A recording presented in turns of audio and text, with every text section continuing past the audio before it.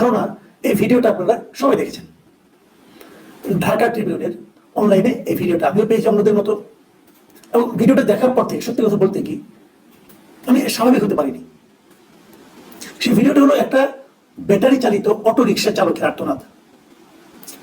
বেশ লম্বা ভিডিও, প্রায় 2-2.5 মিনিট। আমি আপনাদেরকে খন্ড খন্ড করে ঢাকা ট্রিবিউন কর্তৃপক্ষের কাছ থেকে ক্ষমা চেয়ে আমি একটু দেখাচ্ছি, কারণ ওটা না দেখালে আপনারা সেটি বুঝবেন না যে কেন আমি একটু বিচলিত বোধ করছি।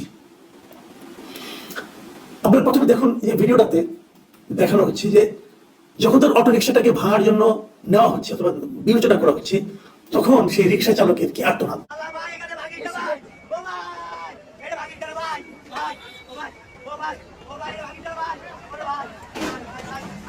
পরের দৃশ্যে যেটা আপনি দেখবেন সেটা হচ্ছে রিক্সাটাকে চাপ দিয়ে ভেঙে ফেলা হচ্ছে, ভেঙে ফেলে ট্রাকে তোলা হচ্ছে, সেটাও আপনি দেখুন।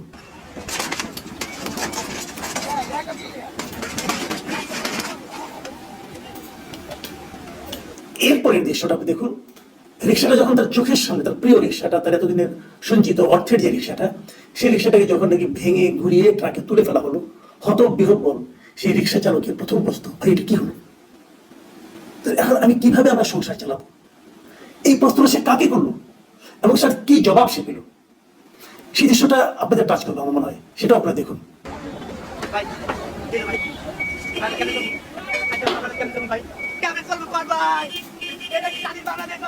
তো এই যে ঘটনাটা আপনারা দেখলেন, এই ঘটনাটা গত মঙ্গলবার দিন আসাদ গেট এলাকায় প্রধান সড়কে এই রিক্সাগুলি চলছিল। প্রধান সড়কে আসাদ গেটের সামনে যে রাস্তায় গেছে মিরপুর রোড, সেই রোডে এই ধরনের রিক্সা প্রায়ই চলে, আপনারা সবাই দেখেছেন। হঠাৎ করে ঢাকা উত্তর সিটি কর্পোরেশন এবং ডিএমপি দ্বারা সিদ্ধান্ত, ডিএমপি মানে আপনার মেট্রোপলিটন ট্রাফিক যারা আছে, তারা সিদ্ধান্ত নিল যে প্রধান সড়কে কোনো রিক্সা তারা চলতে দেবে না। এবং এই সিদ্ধান্তেরই প্রতিফলন হলো এই রিক্সাগুলো, তারা রিক্সাগুলো ধরেছে এবং 3টা রিক্সাকে তারা ঘুরিয়ে দিয়েছে। এবং ঘুরিয়ে দেওয়ার পর এদের কাছ থেকে এই যে আপনি ভিডিওটা দেখেন, এই ভিডিওটা খুব সবাই মানে যারা দেখেছে, আমার ধারণা আপনাদেরও মন কেমন আদ্র হয়ে গেছে। যত লোক দেখেছে তারা সবাই মন খারাপ হয়েছে, কেন হলো এরকম? আপনি চলতে দেবেন না তাহলে বলে দেন ভেতরে চলে যাও, মুক্ত করো, কিন্তু আপনাকে ভেঙে ফেলতে হবে কেন, ঘুরিয়ে ফেলতে হবে কেন? এই ঘুরিয়ে ফেলাতে কার লাভ? এই যে প্রশ্নগুলো, এই প্রশ্নগুলো সোশ্যাল মিডিয়ায় মানুষ করেছে, এবং এটা করার ফলে সম্ভবত এটা দেখেই মোহাম্মদ এজাজ সাহেব, তিনি ঢাকা উত্তর সিটি কর্পোরেশনের মেয়র, তিনি সম্ভবত বুঝেছেন যে কাজটা ঠিক হয়নি, কাজটা মধ্যে নিষ্ঠুরতা হয়ে গেছে, হয়তো বুঝেছেন। বুঝে উনি আবার আজকে একটা ক্ষতিপূরণ দিয়েছেন। এটা অনেকটা গরু মেরে জুতা আনার মতো আর কি। ক্ষতিপূরণটা কিভাবে? ওই 3 রিক্সা চালক ডেকে নিয়ে আসছেন, তাদেরকে 50,000 টাকা করে সবার হাতে একটা চেক ধরিয়ে দিয়েছেন। 50,000 টাকা কেন তুমি ধরিয়ে দিলেন? হয়তো বলেছেন যে ক্ষতিটা হয়েছে তোমাদের এই ক্ষতিপূরণটা, বাট রিক্সার দাম কিন্তু আপনি 50,000 টাকায় রিক্সা পাবেন না ভাই। এই দুটো ব্যাটারির দামই তো 40,000 টাকার মতো, কিন্তু এটা হয় না। যেমন তবু একদমই না পাওয়ার জন্য কিছু পেয়েছেন ওনারা, এটুকু পেয়েছেন, এবং তারপরে আশ্বাসও দিয়েছেন যে ওনাদেরকে একটা চাকরির ব্যবস্থা নিয়ে করবেন, এবং চাকরি দেওয়ার জন্য উনি ওনার অধস্থ একজনকে বলেও দিয়েছেন। এই হলো মূল ঘটনাটা। এই ক্ষতিপূরণের কাজটা উনি করেছেন বুধবার দিন বিকেলে।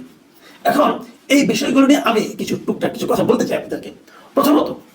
প্রথমত কাজ হলো যে এই যে এভাবে রিক্সা আপনি ঘুরিয়ে দিলেন, এই রিক্সাটা আপনি ঘুরিয়ে দিলেন কোন এখতিয়ারে? সিটি কর্পোরেশন কি পারে? সিটি কর্পোরেশন কি পারে? অবৈধ রিক্সাকে, অবৈধ যানকে চলতে দিতে নাও পারে। সেটাই হয়, তাহলে আমার প্রশ্ন, ঢাকা শহরে যে রিক্সাগুলি চলাচল করে, কি ব্যাটারি ছাড়া, এর মধ্যে বৈধ কোনটা? আপনি আজকে দেখেন, আজকে আপনি একটু খেয়াল করে দেখেন তো, আপনার চোখে এমন একটা রিক্সা পাবেন যে রিক্সাটাকে ঢাকা সিটি কর্পোরেশনের রেজিস্ট্রেশন আছে? মোহাম্মদ এজাজ সাহেবকে আমি প্রশ্ন করতে চাই, আপনি কি ভাই বলতে পারবেন ঢাকা উত্তর সিটি কর্পোরেশনে কতগুলি রিক্সা চলাচল করে? আপনার কাছে কোনো তালিকা আছে? আপনি বলতে পারবেন ভাই? পারবেন না। আপনি আজকে তো দায়িত্ব নিয়েছেন কম হয়নি, কিভাবে দায়িত্ব নিয়েছেন, কার সুপারিশে, কেমনি করে, কোন যোগ্যতা নিয়েছেন, এগুলো নিয়ে অনেক আলোচনা হয়ে গেছে, এগুলো নিয়ে আর কথা বাড়াতে চাই না। কিন্তু প্রশ্নটা হলো, আপনি দায়িত্ব নেওয়ার পর এখন পর্যন্ত রিক্সা একটা তালিকা করতে পেরেছেন? রিক্সাগুলি যদি আপনার রেজিস্ট্রেশন থাকতো, এখান থেকে তো সরকারের একটা রাজস্ব আয় হতো, সেই আয়টার ব্যবস্থা করতে পেরেছেন? আপনি যদি ব্যাটারি চালিত রিক্সাগুলিকে অবৈধ বলেন, তাহলে অন্য রিক্সাগুলিকে আপনি বৈধ বলবেন কেমন করে? আমার বিবেচনায় যে রিক্সাটার রেজিস্ট্রেশন নাই সেটাই অবৈধ, কিন্তু ঢাকা শহরে চলাচলকারী সব রিক্সাই অবৈধ। কোন রিক্সা আমি দেখি দেন তোমাকে সিটি কর্পোরেশন নিয়ন্ত্রণ আছে, তাহলে সবগুলো আপনি তাহলে ভোটার ভেঙে দেন, পারছেন ভাঙতে? হঠাৎ করে আচমকা আপনি দেখাতে গেছেন ক্ষমতা, যে আপনি একটা দায়িত্ব পেয়েছেন, বিরাট একটা দায়িত্ব, 3 রিক্সাওয়ালা রিক্সাকে আপনি বুলডোজার দিয়ে ভেঙে দিলেন, এটা বিশাল অর্জন আপনার। মানে এর চেয়ে মানে এজাজ সাহেবের মেজাজ আসলে বোঝা দেয়, মানে তুগুলো কি মেজাজ না, কখন কি করতেছেন না করতেছেন এগুলো হয় কেন জানেন? এখন যদি জবাবদিহিতা না থাকে তখন এগুলো হয়। ওনার তো কোনো জবাবদিহিতা নাই। একজন লোক যদি ইলেক্টেড মেয়র হতো, সে কিন্তু জনগণের কাছে জবাবদিহি করতো। উনি কার কাছে জবাবদিহি করেন? কার কাছে? ওনার কোনো জবাবদিহিতা নাই। উনি কি যোগ্য? এখানে যদি একজন সরকারি কর্মকর্তাকেও প্রশাসক বানানো হতো, যেমনটা নাকি ঢাকার দক্ষিণে হয়েছে, তার মধ্যে একটা জবাবদিহিতা জায়গা আছে। এদের সামনে কোনো জবাবদিহিতা, উনি স্বাধীন। উনি একমাত্র জবাবদিহিতা একমাত্র জবাবদিহি করেন উনি মন্ত্রী আসিফ মাহমুদ সজীব ভুঁইয়ার কাছে, যিনি নাকি চিঠি লিখে বলেছেন এদের সামনে এই যোগ্য লোক তাকে মেয়র বানানো। যিনি চিঠি লিখেছেন ওনার কি যোগ্যতা আছে বলার জন্য, এটা আমি বুঝি না।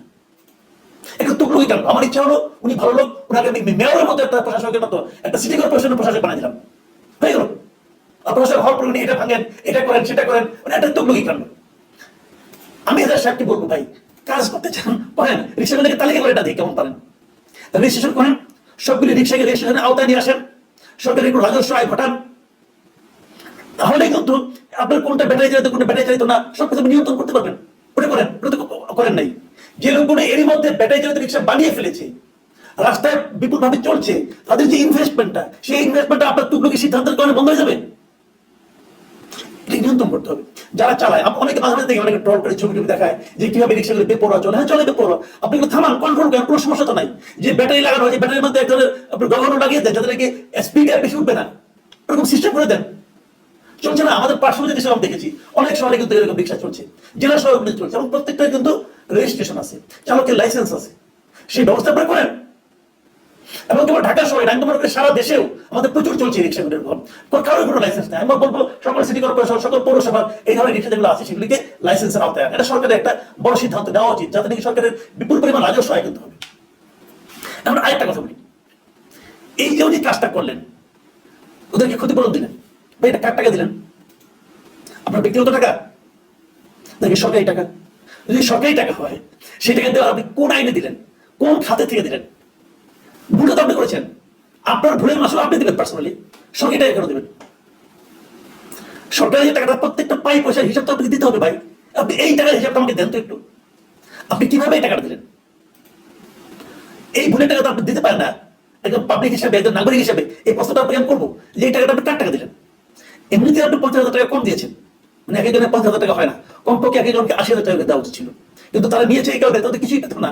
যদি গরিব মানুষ যা পাইছে তাই ভালো, তারপর আবার চাকরির লোক দেখিয়েছেন। আর চাকরি যেটা দিবেন সেটাই বা দিবেন কোন আইনে? একজন মেয়রকে ইচ্ছা করে একজন লোককে চাকরি দিতে পারে? এই রাষ্ট্রের কেউ একজন লোককে বিনা আইনে বিনা নিয়মে চাকরি দিতে পারে না।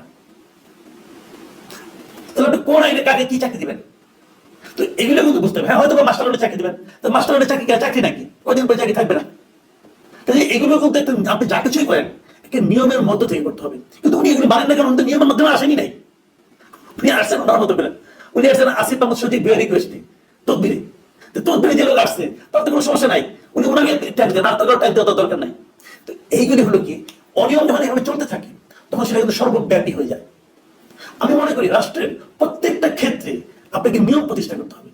এই যে সংস্কার বলতেছেন এগুলি কিচ্ছু করেন ভাই, নিয়মটা প্রতিষ্ঠা করেন।